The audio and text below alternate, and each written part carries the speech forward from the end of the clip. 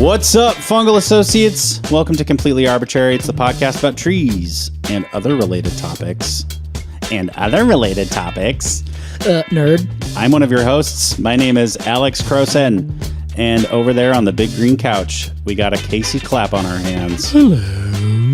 Oh, looks like we got a really big Casey Clapp on our hands. All right, someone go get the chainsaw. Oh, Yeah. This is Texas Chainsaw Massacre. Oh, yeah. Oregon Chainsaw Massacre. Oregon Chainsaw Massacre. Yeah, we have a lot of those. It's just, that would be a great name for a tree removal company. Oregon, yeah. By the time it's done, everything around it's destroyed. Yeah. Well, the tree's down, but And all of the employees have to wear paper bags over their head. Hey, Case. Hey, Alex. Good day. Good day. We're recording this a touch out of sync. True. So before we go any further, Happy New Year next week, you guys. Yes, and happy Christmas that just happened. Exactly. Yes. So for those of you who may not know, Alex and I are actually taking off the entire month. I'm sorry. We're taking off. Took off the entire month of December because we needed a big break. We've been working really hard. Yeah. We got some subconscious burnout happening. Uh-huh. We're talking about a tree this week, and I'm excited for this one. You have hyped it a lot to me. Well, I got very excited once I started looking into it. That's great news. Yeah. I'll probably feel the same way. Mm-hmm. Today we're talking Moodjar. That's right. Now, I've heard this has a few different names. This is Nuytsia. Yes. Nuytsia floribunda. Correct. An abundance of flowers. That is right. That is so well described as well for this tree. Great. I'm excited. And as far as I know, the only thing I'll tell you what I know so far about this tree before we go to break. Yeah. This is a common Christmas tree down in under. Not really, but yes. Okay. The one thing I knew about this tree is false. You didn't know? Yeah. Well, that's exciting. It is. And not demoralizing. This is going to be a fun episode. It's okay, buddy. It's okay. Well, let's take a quick break, Casey. But when we get back, we need to get you back on track. That's right. I need a bite of banana pudding, and then we'll talk about the Moodjar right here on Completely Arbortrary.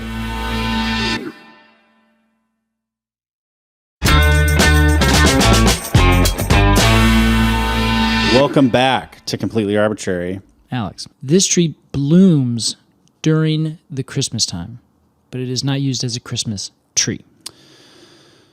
Well, you see my confusion. I do, which is why I don't think you should be blamed for this.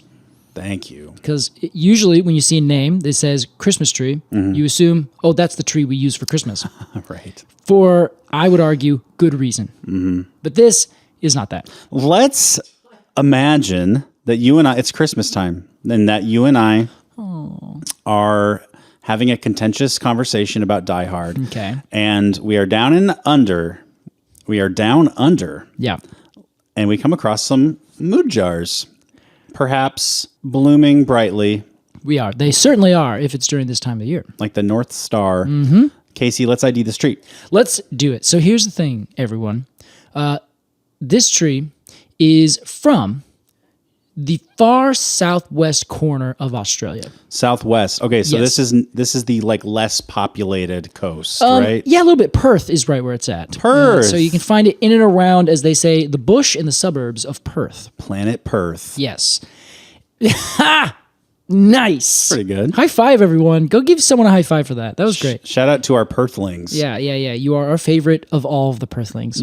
Okay, you seem like a kid on Christmas morning, Casey. Yes, I am. I'm very excited. Today is going to be a choose your own adventure that you are going to choose. Oh, I'm so fucking excited. It's going to be great. That sounds awesome. So I had to find a lot about this tree. It is another one of those instances where everyone has a take about a particular thing about this tree, and nobody has bothered to write down what the goddamn leaves look like, what the bark looks like, any of these things that are important. Okay. They skip straight to the juicy juice of it all. It's one of those pop culture trees that Yes. it's hard to find any scientific facts about it. Exactly. Like Okay. olives and mangoes, all these like very popular fruit trees mostly are what they are. So in this case, I ended up just like, I went on to Google Scholar and just looked up the terms that I needed. Wow. And then I had to go through this entire sheet, this really wonderful long scientific paper that like is the worst organized paper I've ever read. Oh no. And that's fine. It's a wonderful big description about everything, but it just like skips from one thing to the next without any conceivable order. Well, I think we should put the author of this article on Santa's naughty list. Yes, this is SD Hopper. SD Hopper, you're officially naughty. Exactly. And if you want to argue about this, give us a message. If you know Miss Durr or Miss SD Hopper, we need you to send them our way. They wrote in 2010 an article called Nuytsia floribunda, and it was published in Curtis's Botanical Magazine. It looks like this is volume 26, number 4, pages 333 through 368. Great. The D.O. I'm just kidding. I'm not going to say it. So, okay. This is a tree that gets about essentially 50 feet tall, 15 meters, I've heard at the highest. Okay. But most of the time, people say it's about 12 meters, which is about 33, 35 feet, somewhere in there. Not bad. It's not bad. It's a reasonable sized tree. It's a really interesting tree that starts in a curious way that we've talked about for a few other plants, where it stays as a shrub for most of its like early years. Right. And then all at once just sends up a shoot that becomes much taller and then becomes a more tree-like thing. That shoot is the main stem. Exactly. Yeah, that becomes the main stem. Cool. Yeah, we've talked about it. We've talked about that before. Yeah. One example, it's called the grass stage in longleaf pine, where it stays as like a tiny bunch of long needles that looks like a grass, and then all at once after a fire or some other disturbance just shoots up 3 or 4 feet. This is also not the exact same thing, obviously, but similar to the way a palm grows. Where it will like grow its base first and kind of let them cook, and then it'll bam. Then it starts to really shoot up. Yeah. So this is how this guy grows. It grows up, and it's kind of a very messy, unkept looking tree. But when you see a bunch of them together, it reminds me a lot, actually, of the trees we covered just last week, the frankincense. Yes. Where it kind of grows up and it has like a messy kind of like, okay, yeah, that's a tree, but it's not like a very stately looking, kind of well-established, central, balanced, symmetrical kind of thing. Yeah. It's kind of got a little love that it needs, right? It's like end of sentence. You're going to do this all the time. This is going to be beautiful. Now we got to keep track. You're going to keep us on our toes here, Alex. So it has very flexible branches, and those branches will flex down and kind of have this big arcing kind of appearance. And you can just kind of bend them around, so it kind of looks a little shaggy, a little kind of droopy. But at the same time, it's growing upright, so it has like this kind of strange conglomeration of a bunch of different kind of forms, in my opinion. It's a touch susical, I will say. There you go. Yeah, that's exactly the right idea. Now, it grows a lot of times from rhizomes, so it sends out roots in the ground, and then it'll pop up new trees, new sprouts from that area. Kind of goes through the same process again, stays like a multi-stem shrubby thing, then it shoots up and becomes a larger tree. Okay. So you can usually see them growing in kind of clusters around that. Do only the larger trees send out the shoots? No, they would send out the shoots as they are getting. You mean like the rhizome shoots? Yeah. Yes, I think so. But even small trees will send them out. I just Even don't during know. the shrub phase? I think so. Yeah. Wow. Yeah, for sure. In fact, I know that they do because that's how they make their living. Again, choose your own adventure. Hold your tights. Oh my gosh. Hold on. No. Hold tight. Go. No, Alex. I love this. I love a combination of two euphemisms. Hold your tights. Hold your tights. That is actually a thing. I follow the Merriam Dictionary, as everyone should. Yes. And they do talk about these things often. I love it. Okay, so one interesting thing to note is the leaves are very long. They're sessile, so there's no petiole really to speak of. And they are entire and lanceolate. So they look like these kind of very long, leathery, kind of grayish green, kind of just long straps that just come off. And you wouldn't really look at it and say, oh, that's a leaf. You'd look at me like, that's a funny looking thing. Interesting. They're very, very curious. And they're like, I don't know, they're kind of fleshy and they're leathery. They're oppositely arranged. And here's the thing. This whole tree is very closely related to the mistletoes. So it has those weird kind of fleshy mistletoe-like feelings to it. So have you ever seen mistletoe like close up, like looked at the individual leaves and the plants, the shoots and everything? No, I think I was too busy kissing. Yeah, I bet you were, Alex. You got it all over this place. Welcome to my home. Oh, what's that? Oh, look at that. Welcome to my kitchen. Oh, what's that? No, I've never seen mistletoe up close. Okay. Well, I think of it as like a holly looking sort of. That's not unreasonable. Okay. Yeah, but it's definitely they're this light green color if they even are making photosynthesis, and they tend to have like kind of fleshy or like, I don't know, thickened leaves and thickened stems. So you see them and you're like, okay, this is a kind of a chunky little long linear leaf coming off of here, and they get about 4 inches long, about 10 centimeters. That's about it. Okay. 4-inch long, weird, fleshy leaves. Yeah. I gotta say, you're describing these, and I see them here. Yeah, are we impressing you? My adventure that I choose is to talk about how these look so much like garlic scapes. Yes, that's a great description. They're not quite as curly, though. Not quite as curly. Yeah. A garlic scape is just delightfully curly. They really It's are. like a straightened garlic scape. Yeah, that's very fair. I like that. This is a great description. Garlic scape. Garlic scape. Garlic scape. The next thing is the flowers. I'm eager to talk about the flowers. I am quite interested in this because they are monoecious, so they have both kinds of flowers, and they're terminal, so they grow at the very end of all the shoots. They're racemose, so they have long racemes, and that means they're kind of those fun compounds. Now, they have triads, which is very interesting to me. So this is new to me. I've only heard this for this tree. And I should also note the cotyledons, the very first primordial leaves that come out from the seed, they have 3 to 6, but they are in what would otherwise be the dicots. They're in the eudicots, technically speaking, which is the 2 cotyledons. They're like tricots. Exactly, tricots or hexacots. Yeah. Hexa, yeah. So it's like, okay, this plant's off to a weird start. Interesting. It's got literally a weird start. It starts yes. with 3 or 6 or 3 to 6 cotyledons when it should just have 2. That's what they said about me. Yeah. Look at this guy. He starts with 6 or 3. I can't decide. He's pretty weird right off the bat. Alex had a weird start. He had a weird start. That's in my parent-teacher conference take-home packet. That's exactly what it is.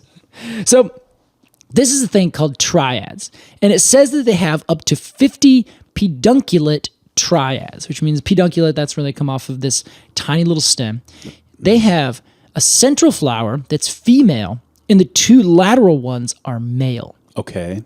So I have also read that they are the middle one is a perfect flower, is bisexual, so it's got both parts in it. But at least it has these triads, which I'm just like, I've never heard this. A female central flower and 2 lateral male flowers. And sometimes they kind of mix and match a little bit, is what I've read.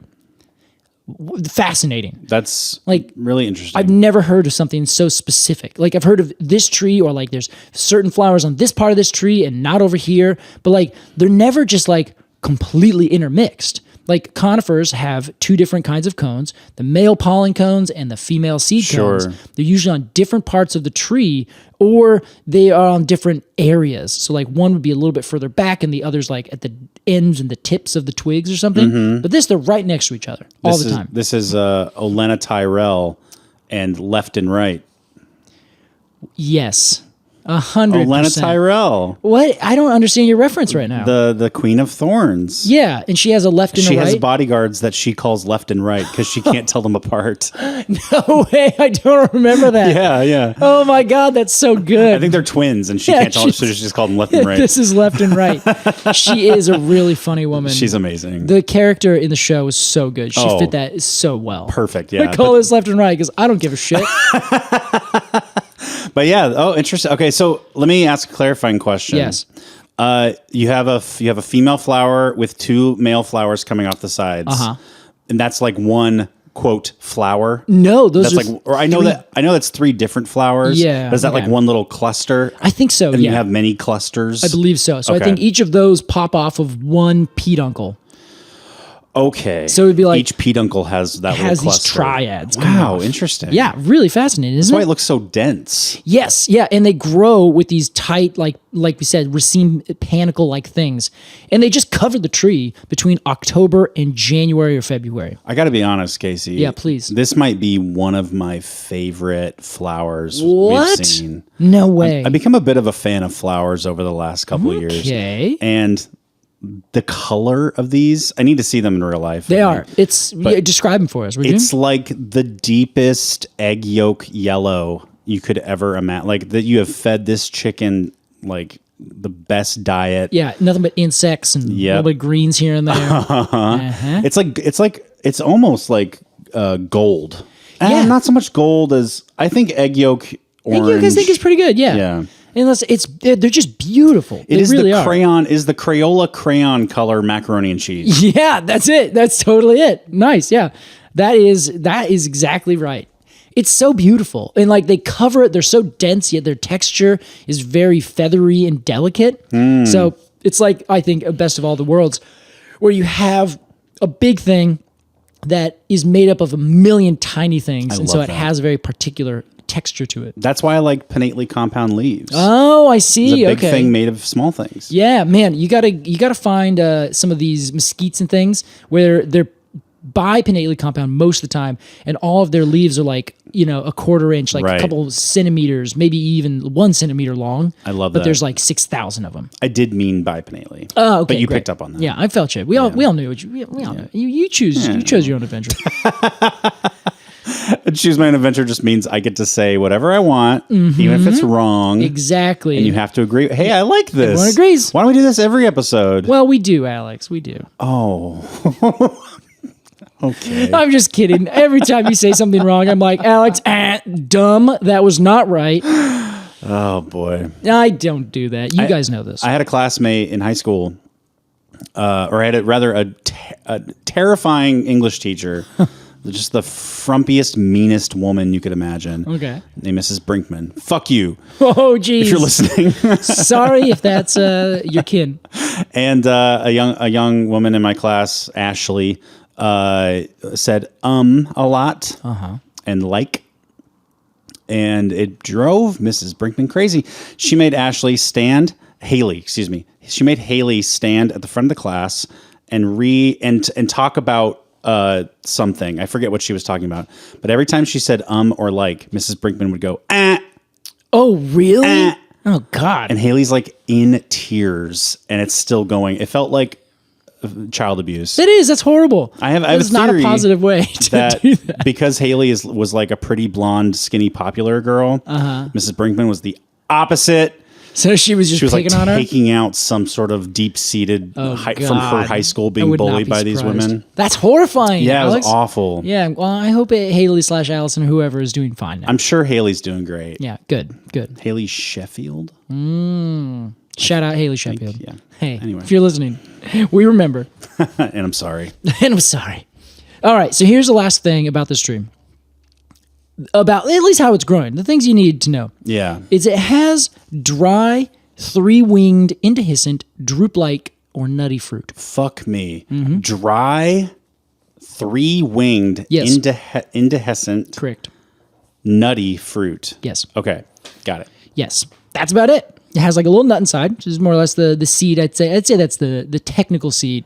Around it is the fruit, which is this three-winged kind of pod-looking thing. Little Samara type thing? I think that's a fair description of it. Yeah, not too bad. Okay. Now, this is the thing, is the individual, the cotyledon, I guess, really the embryo is completely surrounded by the endosperm, which is usually not quite the case.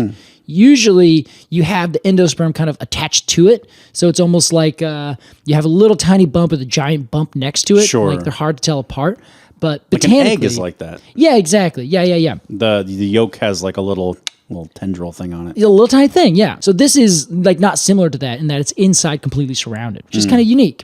Now, the thing is about this, those unique things are the tip of the iceberg. Wow. This, Alex, is where I want you to choose your own adventure. Can we say the tip of the surfboard? Because it's Australia? Yeah, I think we can.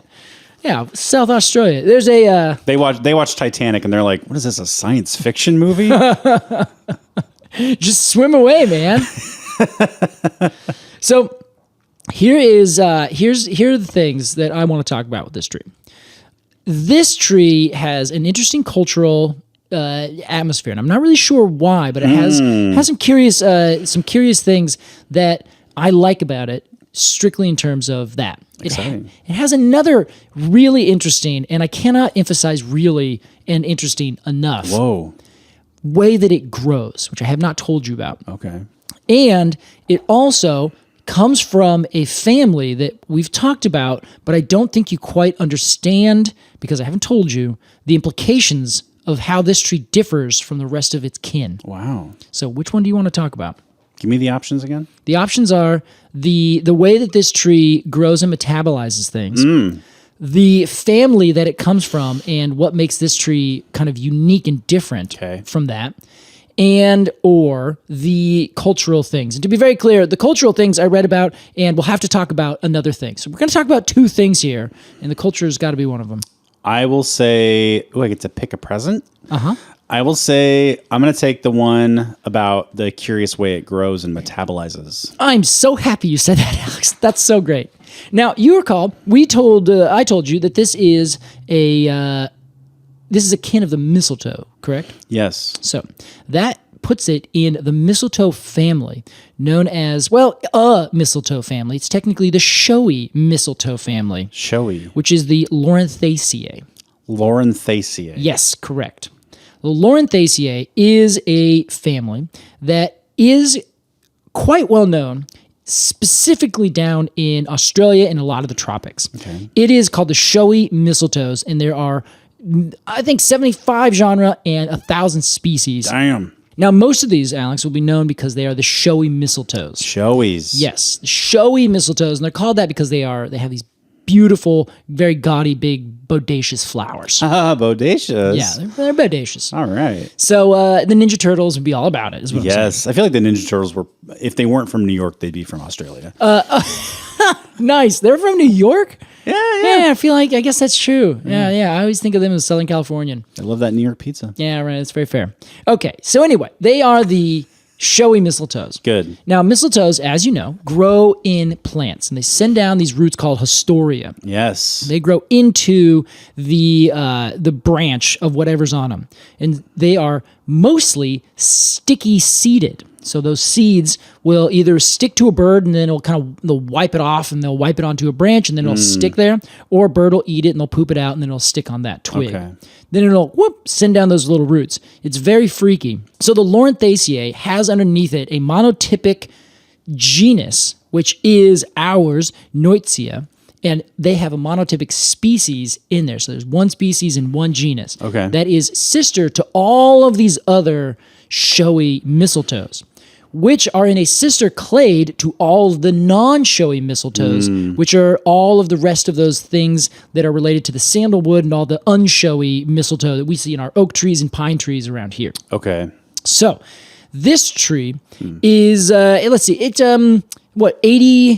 80 million years ago, the family split off, and about 40 to 45 million years ago, our species split off from the rest of it. And so it's not like any of these others.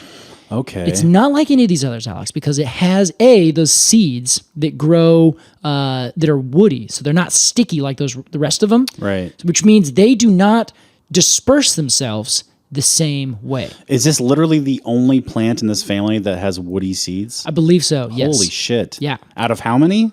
This is 1,000 species, I think. Oh my God. Yeah. And that's 1 in 1,000. That's this family. I don't know about the rest. The sandalwoods and all that. Yeah, we're not talking about those. Yeah, we're not talking about those. Yeah. So in this particular family. That's crazy. That's my understanding. Wow, that's amazing. Now here's the other thing. That's crazy amazing. It's crazy amazing. That's crumbelievable. I love that. So the other thing is that this is the only tree that is also a mistletoe. Oh. There is none others. And they've said, this is the biggest parasitic plant, a parasitic tree. Yeah. I'm like, okay, you guys are forgetting about the sandalwoods entirely. I see you, but no, you can't. Maybe it's the biggest if we are comparing all these things, but it's claim to fame, which is what you'll find everywhere, is talking about them being the biggest parasite plant out there. Okay. Technically hemiparasitic. Well, that forwards the narrative. Exactly. But yeah, it does that. And here's how it does it, Alex. This is the thing that truly blows the mind. Wow. Its roots, it starts with this little woody seed that gets dispersed, unrelated to all these other things, sends down its little first radical root, and then has its freakish amount of cotyledons that it puts out. Then it starts to send its roots out horizontally, looking for other roots. Doesn't matter what species it is. It doesn't matter how big they are. In fact, it doesn't even matter if they're technically roots. If it's a root-like structure. Like an earthworm. Like an earthworm. Yeah. That'd be the worst thing. I've heard of this actually with nematodes. Like there's certain plants that'll catch nematodes. Oh, it's crazy. Yeah, shit's weird out there, man. So it's just looking for a root. It doesn't need to be a tree, or it can be like a small plant. It can be anything. Okay, yeah. a tomato bush. Yep. A tomato bush. A tomato bush. You got that. One of those classic Australian tomato bushes. Yeah, it's very classic. Everyone down there knows about it. So they do. They grow in a really just widespread, and they are very generalist. They will go find any root from any nearby plant, and they will do a very, very specific thing. Okay. Unlike the roots of other mistletoe, where their Hostoria grow down into it and just kind of like tap into the cambium system. Sure. This sends a root out, and it finds another root. Let's say this microphone cable. And once it finds it and touches it, it's like, aha, I have now found my prize. And it sends down two little shoots that come off of it around the thing, kind of like a donut. And they grow from either side. So imagine like a little collar comes around and then connects. And when it connects on the other side, so it encircles it like a donut, it fuses together. Oh my God. So it creates this perfect, literal donut is the best way to describe it. Or like a lifesaver, right? Circles it. When it circles it, it starts to constrict it. So it kind of like pulls it and gets really tight around it and constricts ever so slightly this root. And then it sends down these two sharpened things, so sharp that they will actually cut a human. In fact, it's very strange. The article that I read said they're very sharp and they can cut this. In fact, they will also draw blood if drawn on the inside of a human lip. And I'm like, what? Could it also be a finger? Exactly, yeah. Well, if you open your butt cheeks and you put it right on your taint, it will cut you there. The author's like, trust me. Author, why did you write that? Yeah, so it's like, of all the places, I don't know, choose the webbing of your fingers. Yeah, a little too specific there, exactly. It makes me think it's like Jackass. If you remember that movie, Jackass? Oh, sure. The show? Mm-hmm. They did this where they gave paper cuts on like all the wildest places. Yeah, and think about any place you could imagine some like drunken dudes I know to exactly find away. where. Yeah. It was Jesus. It was bad. So this is what this plant does. It sends out these they are scissors. It creates its own scissors inside this area. What are they made of? They are made of like some weird, I think they're somewhat xylem. Like it's not super clear exactly what they are. They're just like plant tissue, some xylem and a lot of probably parenchyma. I think they called them sclerenchyma was the term. So it's kind of like hardened parenchyma cells. Wow. They come down, Alex, and they sever the root entirely. My God. So they completely cut through this root. It's like a guillotine. It is. It's a guillotine with two sides that just go whooshing like that. What the fuck? So it's strong enough that it can cut through the root of another plant. Then it puts out some like xylem cells in here. And those xylem cells essentially connect the two sides like they've spliced them back together, but with this one thing in between them.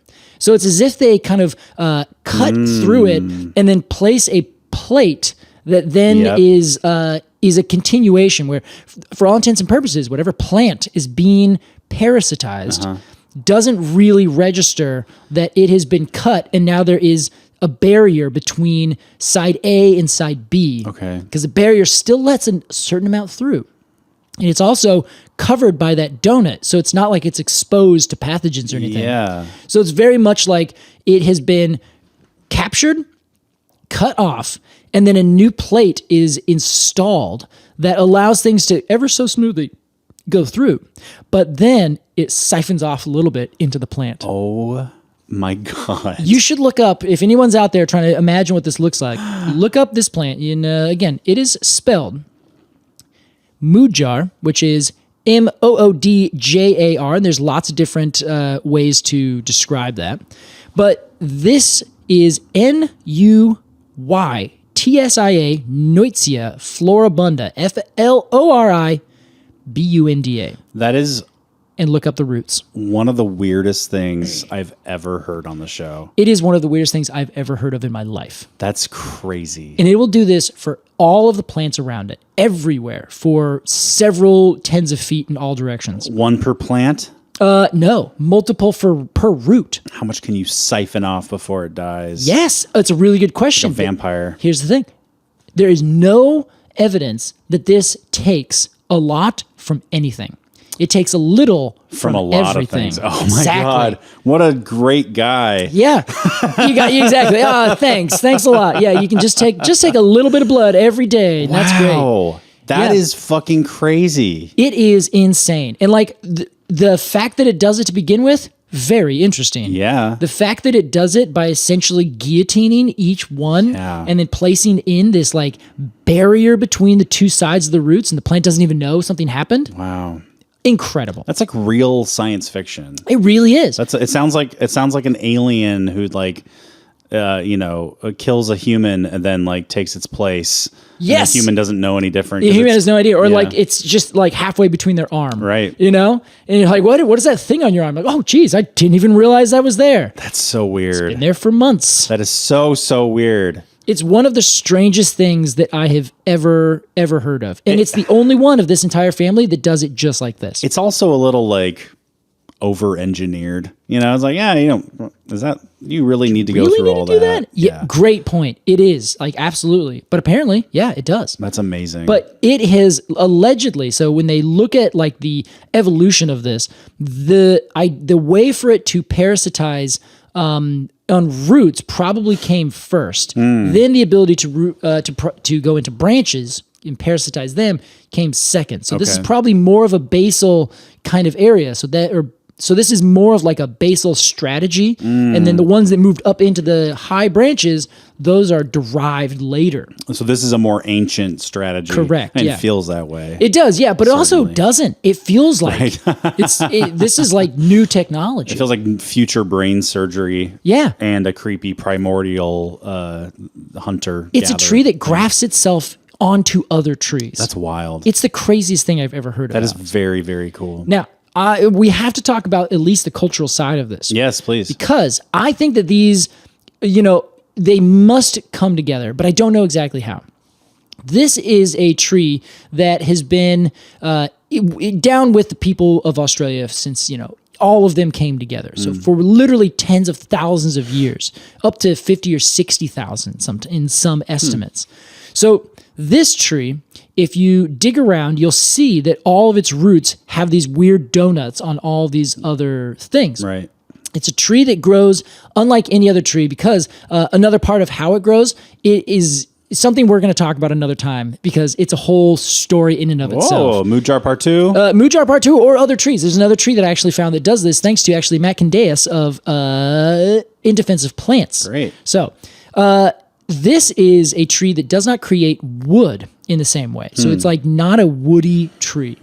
It's really curious. It's called anomalous secondary growth. Whoa, anomalous. Its secondary growth is an anomaly. Exactly, which is so accurate. It's a very strange thing. Okay. So and then the way the roots grow, the fact that it sends out these really intense blooming flowers, the people in this area, the Noongar, they would think, or they would not touch it. They wouldn't come close to this tree. Smart. They wouldn't kill any animals that are underneath it because it is known as the kind of the tree of the dead or a ghost tree. Oh. So they understood that the spirits of their dead ancestors would sit on that tree and be a part of it. And so when you're looking at the name, they're not really sure where it came from in terms of like Moodjar, but it's either Moodjar. There's 1,000 different ways to spell it depending on who you talk to and who wrote it down. I do want to make a note on that, Casey. Oh, please, yeah.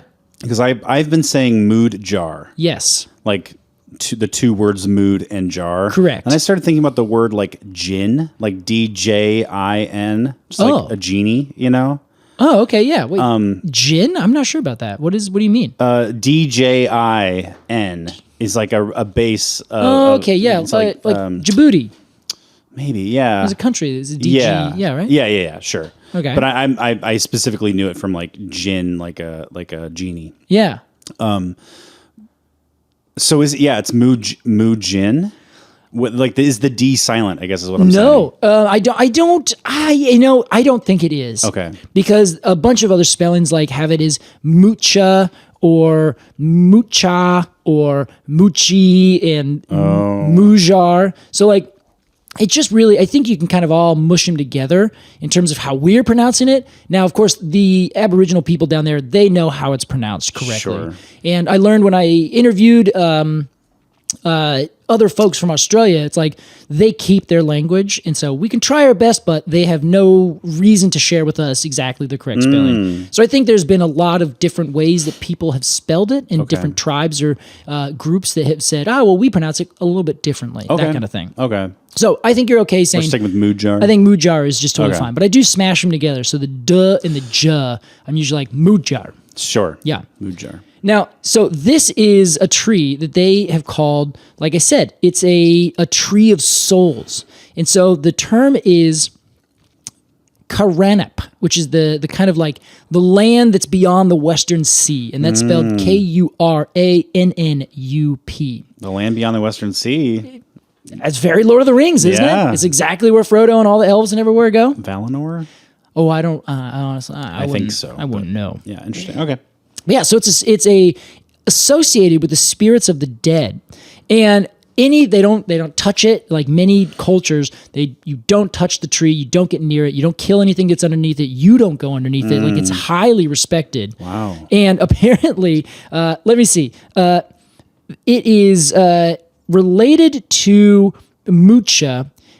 It's used by this historian to describe marriages that took place between prohibited or forbidden kin, which is contrary to the native law.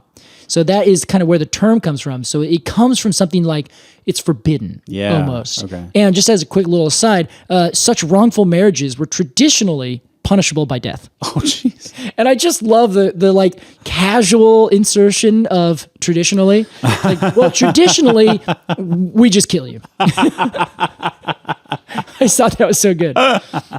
But that is great. So this tree is like revered for this like very particular association. And I'm kind of like, well, why? Why is of all the trees, why is this one related to death?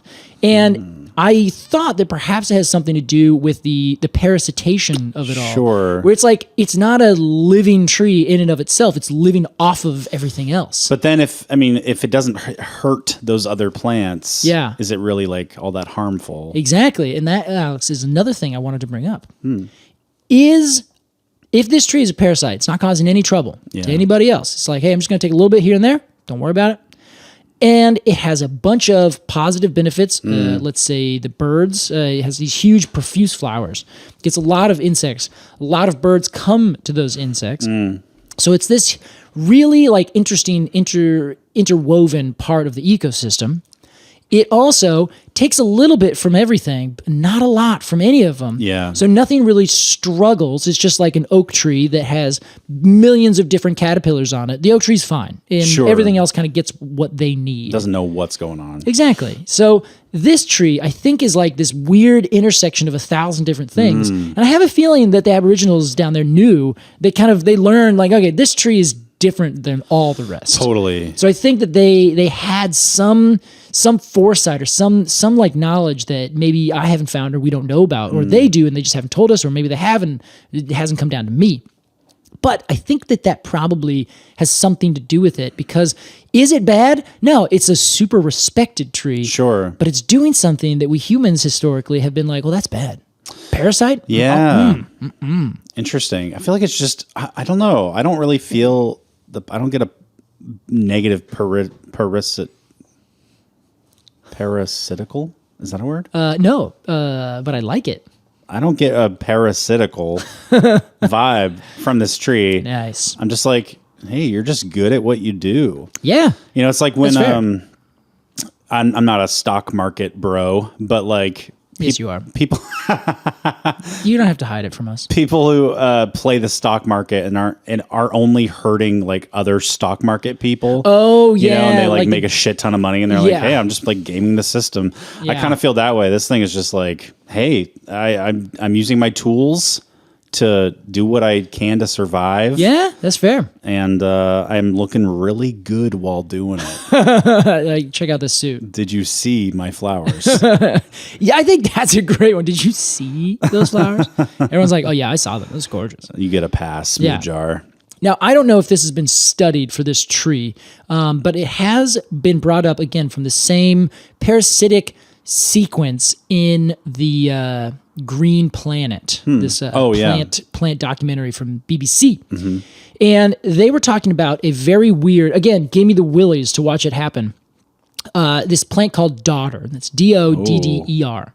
And it is a parasitic plant that grows in like grasslands mainly. Okay. And it sends out these long tendrils that find a plant, circle around it, and then stick their hysteria into it. Oh, geez. And that they really look weird because they kind of like get a little bit larger, so you can see that's like a hub of where they're sucking juices out of the other plants.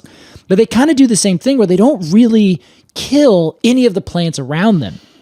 But they, interestingly, will share chemical information.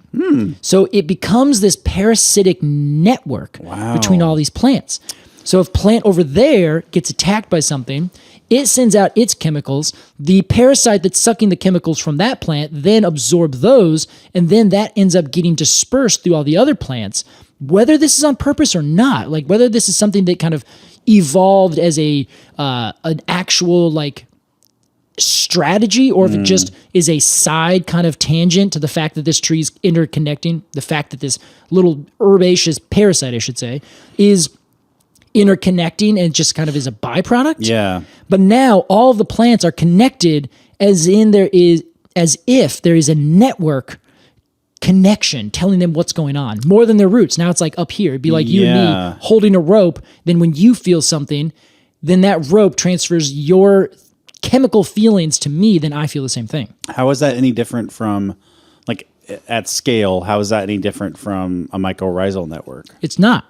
See? And that is another thing. Why do we call it parasite? Exactly. But people have also made arguments that the mycorrhizal fungi are in fact parasitizing, but just not that bad. Yeah, sure. And so there you can find positive sides to it. So it makes me wonder, is this a bad tree? Is parasitism in the way that we see it as people, is it that bad if we look at it from a different perspective, i.e. plants? Well, the word parasite has a terrible connotation, obviously. It's true. And not just among like plants and bugs and things, but like, oh, you're just a parasite. Yeah, you know? Totally. You're taking without giving. Yeah, right? Yeah. Usually in a real freaky way, man. you stick your what are they called? The little root thing. Oh, hysteria. You stick your hysteria into me. You suck my juices dry. Suck my juices as well as everyone else. You share my secrets with other people. Exactly. Like, why are you sending my feelings to other people? Stop it.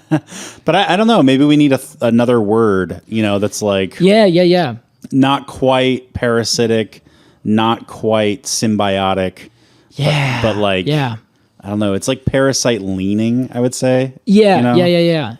That's a good point. I don't know what good word that would be. We'd have to maybe come up with one, like a brand new. I kind of come up with new bases. Yeah. Oh, yeah. We can invent an Elvish language. Okay. I was just going to use maybe Latin or Greek, but yeah. And an alphabet. And I'll write you messages in the alphabet. I'm going to get started. Yeah, honestly, this is a fascinating tree. That's pretty cool. I don't understand. Wow. Like, I think when I was writing this down in our notes here, you can. One of the things I wrote is this might be the world's most interesting tree. Wow. Like, I am. That is saying something. I'm very curious about it because it doesn't do anything the normal way. In fact, if you go by our normal kind of metrics for what is a tree, this would not count because it doesn't have secondary growth in the same way. So it's just very strange. And again, we're going to talk about this another time. It's too big of a subject. I love it, Case. And there's another tree that I found again. Like I said, I'm like, yeah, sweet. Let's cover that. This is an amazing specimen. It's really curious. I'm very glad you brought it to us. Yeah, today. thank you. And hey, Merry Christmas, everyone, because this is the Christmas tree. They call it the Western Australian Christmas tree. That's right. But I like Moodjar way better. But it's not the Christmas tree. It is not. They just call it that because it blooms during the times that is Christmas. Oh, they do call it that, though. Oh, yes. Yeah. Okay. Yeah, this is in the last, once it was colonized and started to be, like, new terms from Western culture came over, that's when they started saying, oh, this is the West Australian Christmas tree. It's the Christmas tree in the sense that it has the Christmas spirit in it because it grows during Christmas. Exactly. Not because they use it as a Christmas tree. Exactly. Okay. Now, for those of you who may not remember, Australia is in the southern hemisphere, wherein wintertime in the northern hemisphere is Christmas time. Down there, Christmas time is in the middle of the summer. Isn't that wild? It is, I mean, imagine, like, and you know the way, like, we associate Christmas with, like, snow and warm jackets and fires in the fireplace. And, like, harvest season. Yes. Yeah. Imagine being from Australia where you would associate Christmas with, like, board shorts and barbecues. And, like, it's the equivalent of, like, June 21st. Yeah, like turning the AC on. Summer. That's so crazy. That must completely change the way they look at Christmas. Yeah, I'm sure. If anyone's down there and wants to tell us about it, please do. Yeah, that's very interesting to me. Yeah, which is why a big blooming tree is completely different than what we expect. Yeah. We're like, ooh, that's a snow-covered conifer. Wild. That's so funny. Yeah, I wonder if, like, children's books about Christmas written in Australia are, like, go out into the sunshine. Yeah, stuff like that. Oh, interesting. All right, well, Casey, we got to give a rating to this tree. We do. Got to do so after a break. We'll be right back with the Moodjar here on Completely Arbortrary.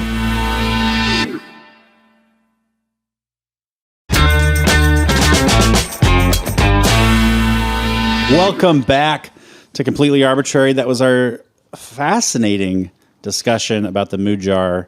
Casey, it's time to give this tree a rating. And here's how it works. We'll give some final thoughts on it and then give it a rating of 0 to 10. Golden Christmas sunshines of honor. Okay, rolls off the tongue. Yeah, I was close.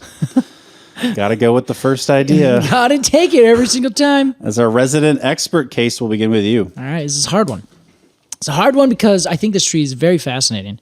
And as a kind of cultural thing, it reminds me of the scene in that show that we did a year ago that has the little ghosty guys in the trees animated by Miyazaki. Princess Mononoke. Is that it? Nice. That one.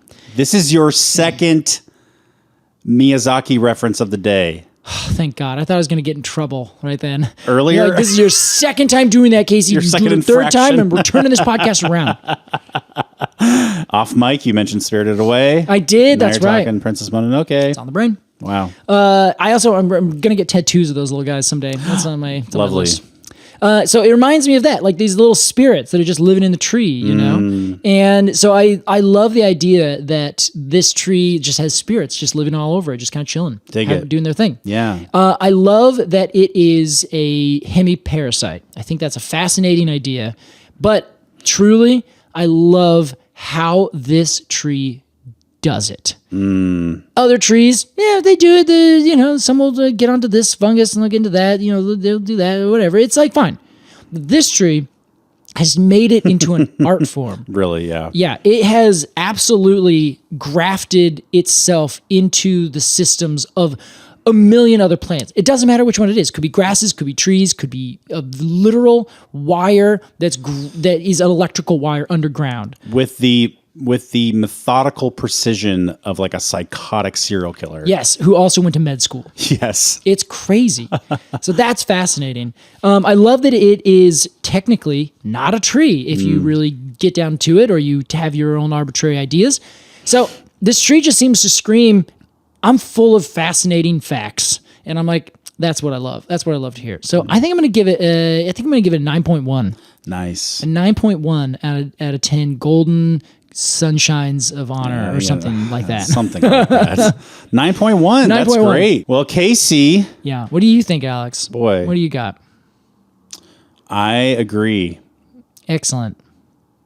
With the fact that I love a tree any tree that does something fucking weird. Oh, yeah. You're like, a tree does that? Like, that sounds like something a human would do. Yeah, and the tree's like, shh. Yeah. The tree wraps a donut around your neck and slices off your head. And then puts it back on. And you'll never know. And you have this little choker around your neck and you're like, what is this? Yeah, and then you're just like, whatever. You just move on with it. But little do you know, your resources are being siphoned off. How cool. Beautiful tree. Oh my God. Just the gorgeous thing. I mean, it looks like, unlike any tree I've ever seen. And so beautiful. I agree with you though. The fact that it is actually not a tree. It doesn't really, I mean, it looks like a tree. It's tree adjacent. It's tree as strategy, but it's not tree as spiritual, Yeah, I love that. I see that this is the strategy you took, but I don't feel your heart's in it. Yeah, really. Yeah. It's like that's a really good song you wrote. I can tell you're not an artist. Wow, that is hurtful. I can tell you're not an artist. You did that for YouTube clicks. Overall, I really dig this tree. Okay. I think I gotta give it 9.2. Wow, you won above me. Yeah, nothing personal. No, I was gonna go take 2.5, and I was like, nope. That's incredible. Wow, yeah. A hemi-parasitic plant. Nice job. It crushes it. I'm incredibly impressed by it. Very high rating for a non-tree. Yeah, we got a couple of these recently. This is amazing. We gotta get some stinkers back in here. Yeah, let's talk about some shit trees next year. You're welcome. Well, Casey, as this tree got I'm so excited. 2 9+ ratings, it is officially inducted into the Golden Arboretum of Honor, and I will be performing the induction theme for this tree. Yeah, but this time you're going to do it on a bass guitar. An unplugged electric bass. Nice. So we'll see how this sounds. All right, yeah. And if it sounds like shit, I'll grab my guitar. But it was just like the closest instrument to me, really. That's beautiful. Yeah, you played it as I was walking into the studio today. True. I was getting a little ditty down. So to the Moodjar we say, we honor you.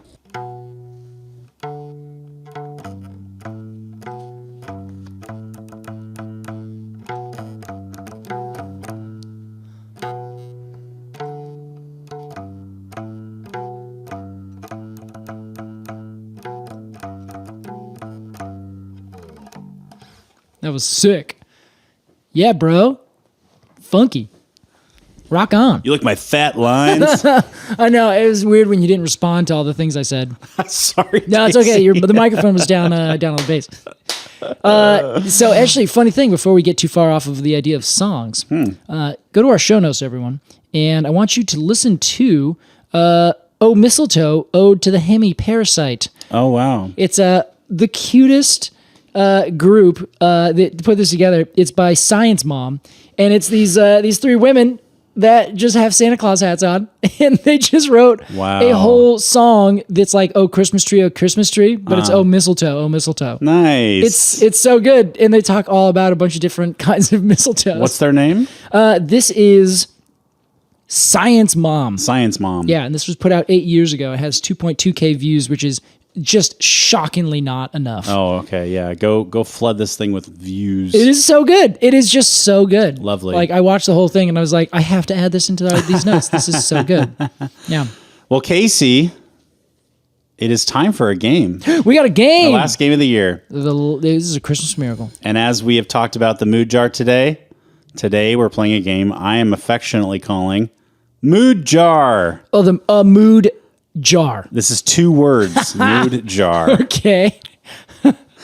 Here's how it works. I've got a jar, right, Casey? I see. That's a beautiful jar. And it has little pieces of paper in it, and I've written moods on the pieces of paper. Okay. You and I will take turns drawing a mood out of the paper jar. Okay. Drawing a mood out of the jar. And then you and I will find in our brains a tree that best represents that mood, that maybe would feel that mood the most of any tree. Hey, this is actually pretty good practice for a series we have coming up. How about that? Well, Casey, I will let you pick first. Wow. So okay. here I come with the jar. Okay. I'm gonna give it a quick shake. There we go. It has been shaken. And I'm going to reach in. I'm going to grab this one. Sorry, shook. And I will give this back to you now. Okay. All right. What mood did you get from the mood jar? My mood is effervescent. Wow. Bubbling with lively energy. How about that? Now that is a good mood. Interesting. I have only described that in relation to Alka-Seltzers. Yes. Or bubbly waters. Yes, which is just pre-Alka-Seltzer. No, really, Alka-Seltzer is pre-bubbly water, I should say. Thank you. You're welcome. Sorry. Interesting. Okay, so effervescent, a tree that is bubbling with lively energy. Yeah. Okay. So probably a fast-growing tree. Yeah, that's what I was thinking. I also see a rounded tree in my brain. I see a tree that's not sharp and pointed like a conifer, you know? Or yeah. if it is, it'd be a pine where it has more like rounded quality to the texture. Like a white oak has like a rounded lobes. Exactly. Yes. Yeah. But I also see something that is buzzing. Like I want something that's covered in flowers. So I think effervescent is going for me to be the Tilia cordata. Wow. Very effervescent. Nice. All right. Let's see what mood I've got. Nostalgic. Oh. A wistful longing for the past. Interesting. Okay. A tree that is nostalgic. Now that's a curious mood. I've got for one. A tree. Yeah, what do you got? The American chestnut. The American chestnut. Yeah, ye old. Mm-hmm. Yeah. Why? Because I think American chestnut would... That was perfect, Alex. I think an American chestnut, if it could talk, would be like, man... Back in my day. I miss the days where yeah. I lived. Yeah, I miss the days when I was alive. Yeah. It's a good one. You know what? That all makes my friends and family around me. I was popular. I have a bunch of birds all over the place. Wasn't ravaged by a beetle or whatever. Yeah, whatever. We'll get to that later. That is, I think, also it reminds me of the Kentucky coffee tree. It also would be a nostalgic tree. It really wishes it had all of its megaflora fauna friends around. Totally. Mega fauna friends around. Yeah. Because, that one, famously, as we noted, it's the tree that all of its friends are dead. It doesn't want to be here. It wishes it's living still back in the old days. Yeah, that's a good one, too. Yeah, all right. Nice. Okay, all right, Alex, I'm going to choose another one. Let's Here we go. Harmonious. Oh. At peace and in balance with surroundings. Interesting. At peace and in balance with surrounding, harmonious. This one really, I think of a mesquite or an acacia or a vechelia growing in the kind of savannas of Africa.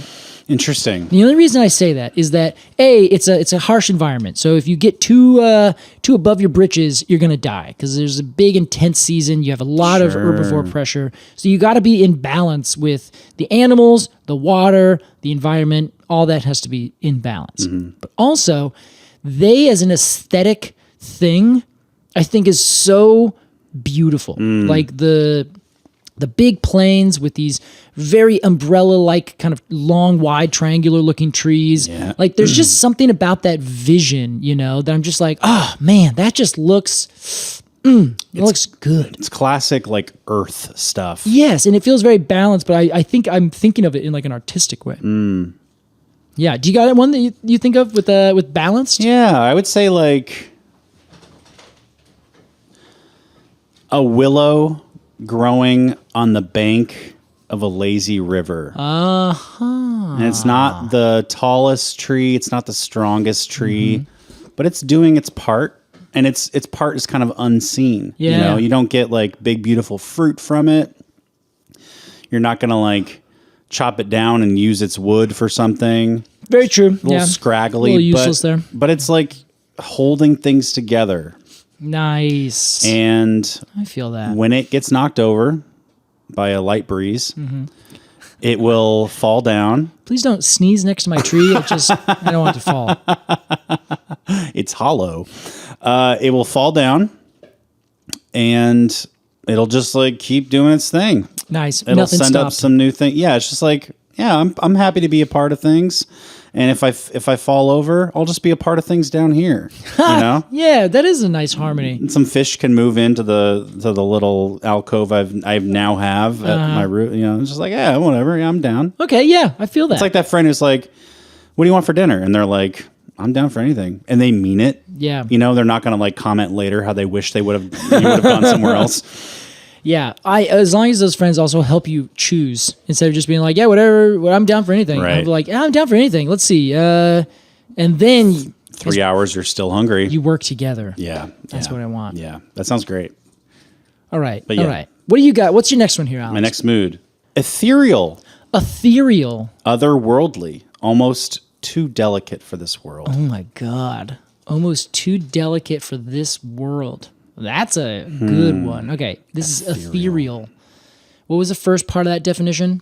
Otherworldly. Otherworldly. Almost too delicate for this world. Ooh, that's a hard one. A tree? Did you just get confirmation we're still talking about trees? Yes. Okay.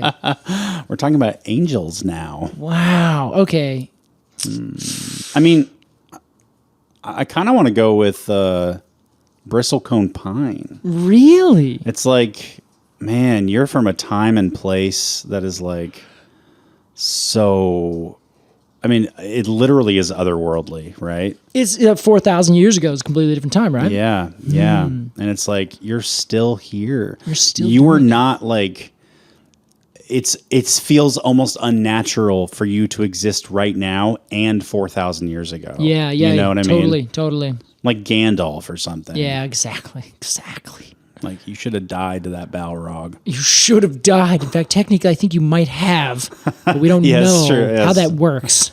Oh my God. I just rewatched the trilogy. My favorite line from the book is also in the movie where he gets in a tiff with Wormtongue. Okay.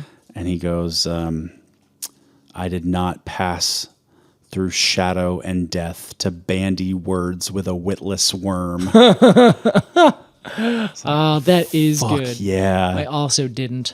I love bandy words. Yeah. That's such a great phrase. Two bandy words. Yeah. All right. That's a good one, Alex. I'm thinking more of something that is like a deciduous flowering tree that grows and like is the featheriness of the quality of its leaves are just like like that's what I think. So I imagine like almost a desert willow or something with very thin wispy leaves that just kind of flow around, but then they drop every now and then. But I imagine like very long kind of relaxed flowers, but I don't know. I can't think of an exact long relaxed flowers. A tree that it really like shows this off. Like, interesting. I can picture something in my brain, but I can't quite put my finger on a good species.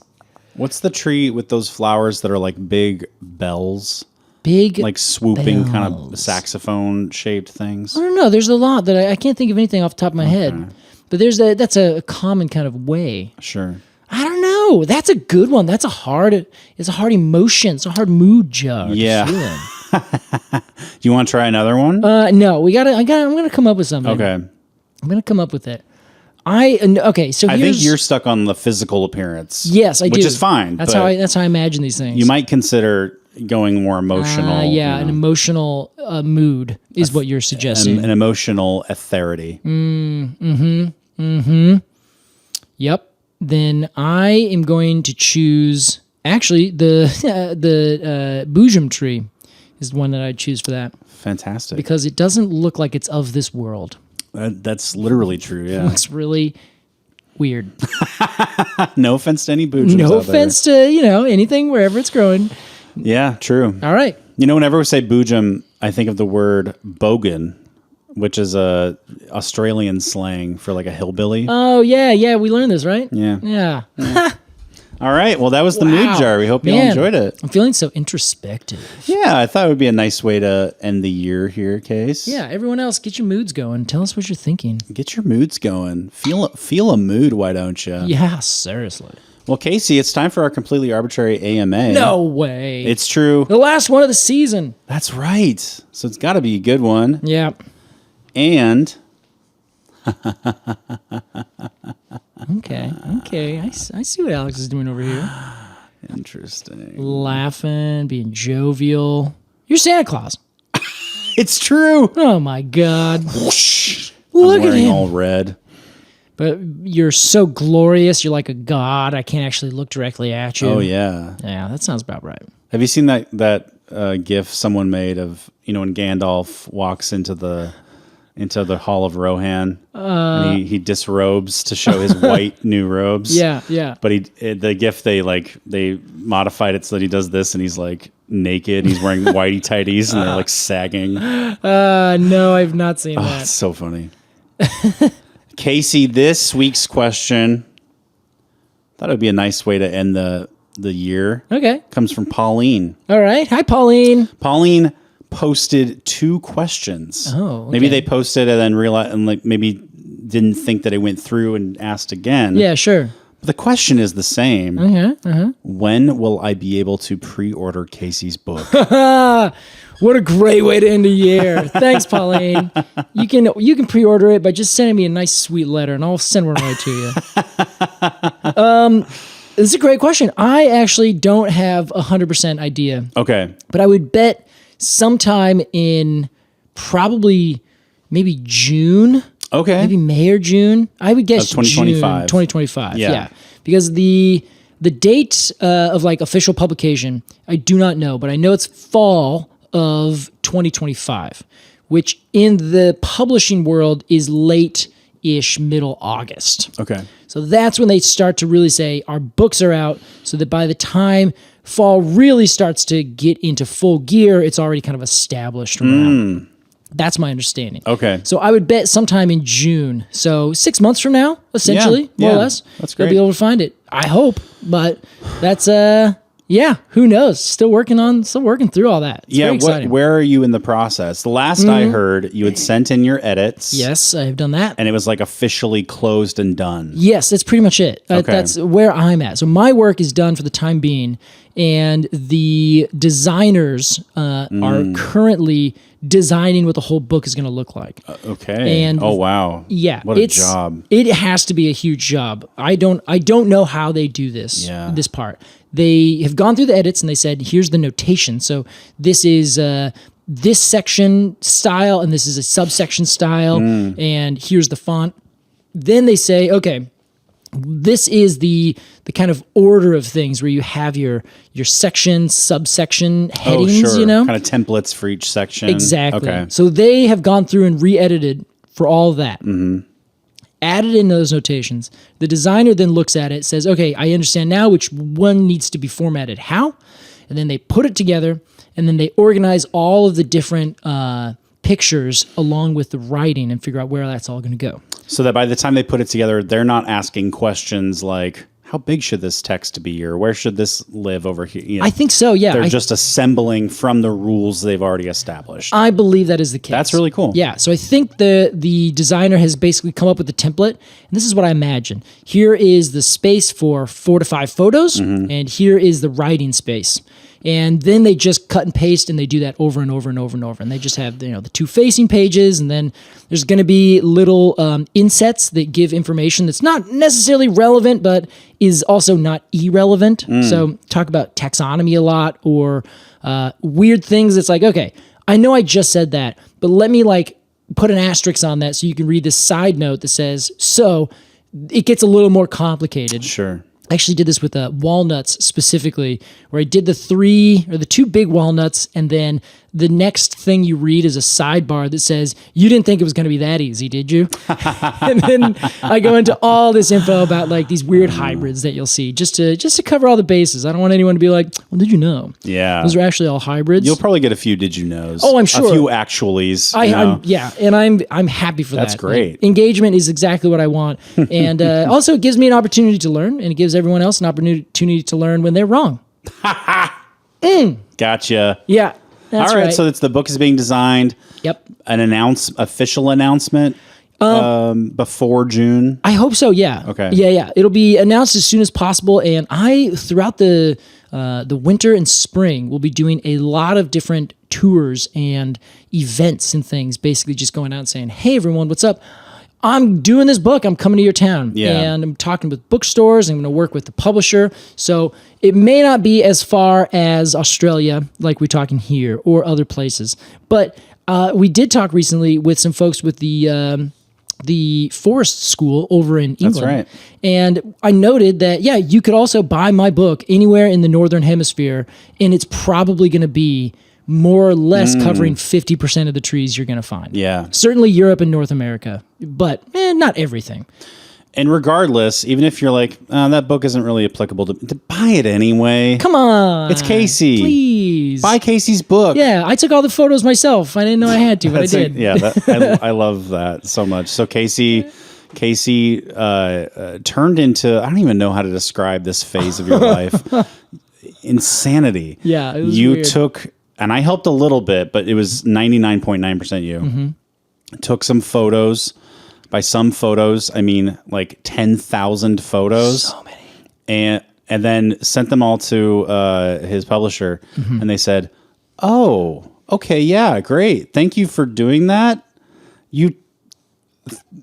Thank you." Yeah, and the reason they were hesitating, to be clear, is they initially said, just let us know which ones you need you get from open source, and just make sure you know where they came from, so we can make sure the usage rights are reasonable. And I was like, I'm taking all the photos. They were not expecting him to take every single photo. No, they were stunned. Yeah. 20 years, my publisher, my editor was like, I've been doing this for 20 years, and not a single author who's done a book like this has taken all their own photos. That's a good claim to fame. Exactly. And I'm like, okay, cool. Thank you. That's great. I think I might ask them to say written and illustrated and photos by. There you go. Clapp. Yeah. So it's like, Jesus Christ, man, these photos suck. You should absolutely get credit for that written in the book. Yeah, it says, I guess on the front it just says my name. I have seen the cover, but it's a mock-up. So as soon as I get the actual cover design, I'm going to be sharing that out wide and far. You're not going to be able to get enough of it. It's going to be my profile picture. Thank you, Pauline. Yes, very much. Thank you for the very fun questions. Yeah, we love talking about Casey's book.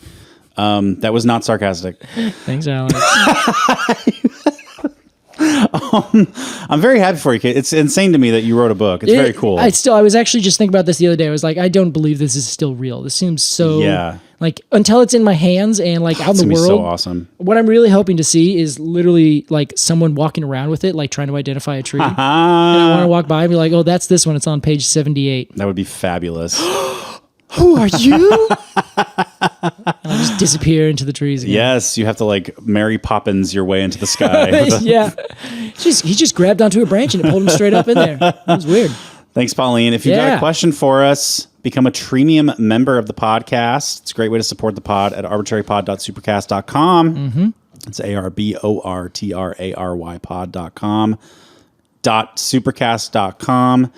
Or you can buy a piece of merch over at arbortrarypod.com/merch, or find anything you would ever want to know about the podcast on arbortrarypod.com. You have 6 days left to get a t-shirt with 25% off. That's right. Make sure to do that with coupon code SHIRTS25. That's right.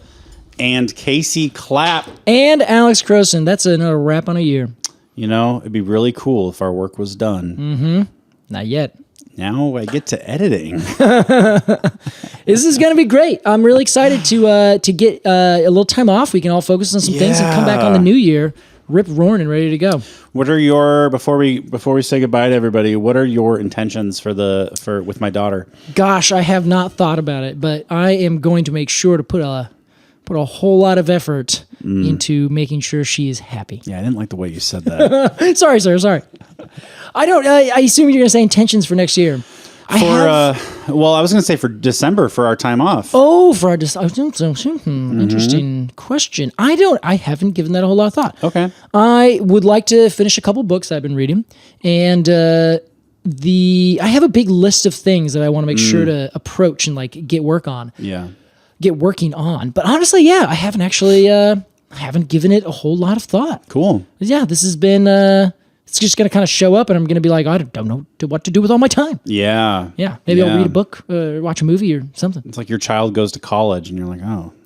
Yeah, that's where I'm at. What now? Well, he's going to be back in a month. I guess I'll get into pottery. That's what I'm going to do.